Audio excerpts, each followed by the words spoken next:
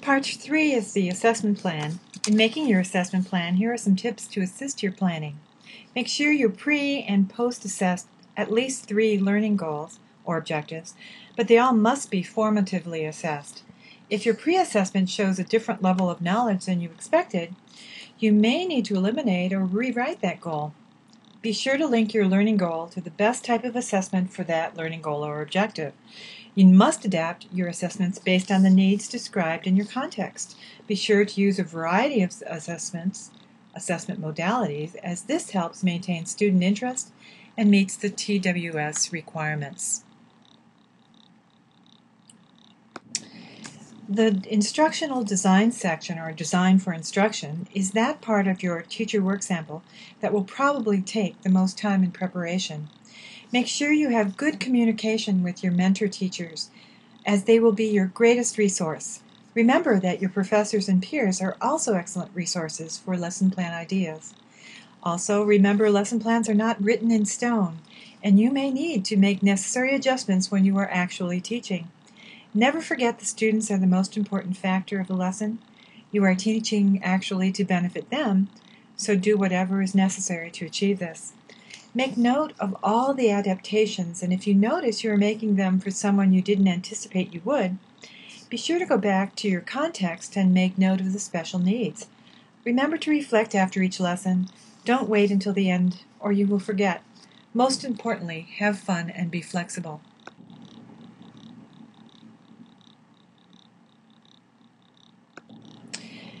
In this 5th section, called Instructional Decision Making, you have the opportunity to describe your ability to, quote, think on your feet, unquote.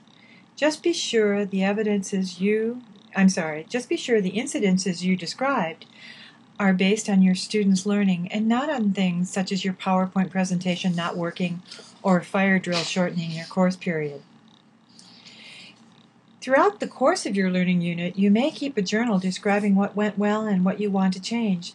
This information, accompanied with a sample of your students' work, will facilitate your making more thorough and confident decisions. Make note in that journal of the manner in which you think on your feet. Were you able to read students' body language, their behavior, their attention? Did you know your lesson was or was not working? How and why did you decide to make changes? Asking yourself these questions will also help when writing the reflection and self-evaluation section. So in this section, you're going to describe the decisions you made that were prompted by your observations of students' reactions and responses throughout the unit.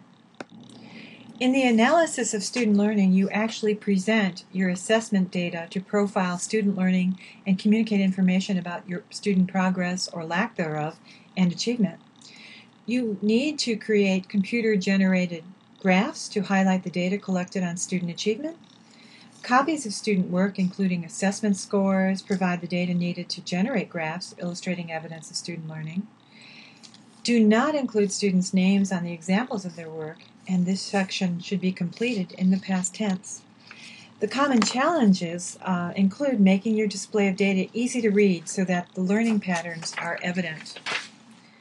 Relate subgroup selection to contextual factors and/or content being studied. Also, give your interpretations of and conclusions from the data. Make accurate interpretation of and drawing meaningful conclusions from data. Provide a thorough analysis of the pre- and post-assessments in relation to students' achievement of the learning goals. The section of the teacher work sample is one of reflection and self-evaluation. In this section, you provide reasons for the success or lack thereof in students attaining the learning objectives. Go beyond description and include the why based upon best practice. Remember to ask yourself questions such as, was the content over your students' heads? Did students lack sufficient prior knowledge?